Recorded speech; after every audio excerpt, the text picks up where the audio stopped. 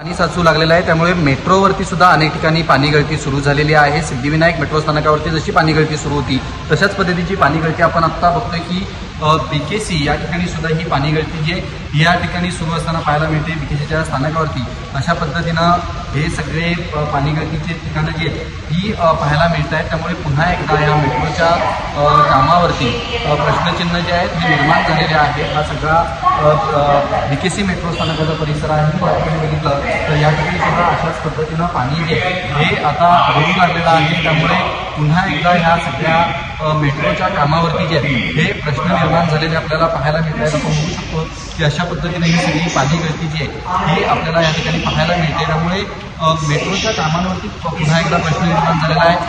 2-3 महिन्यापूर्वी ज्यावेळेला मुंबईत मुसळधार पाऊस झाला होता त्यावेळेला सुद्धा वरळी मेट्रो स्थानकात थेट पाणी जे हे घुसलं होतं आणि आता ही सिद्धिविनायक मेट्रो स्थानकानंतरची आता BKC मेट्रो स्थानकावरती सुद्धा अशाच पद्धतीनं पाणी गळती जी आहे ही सुरू झालेली आहे। मुंबईकडे मुसळधार पाऊस सुरू असताना नवीन चालू झालेल्या या मेट्रो स्थानकांवरती सुद्धा पाणी गळती होत असल्यामुळे आता या कामावरती प्रश्न निर्माण झालेला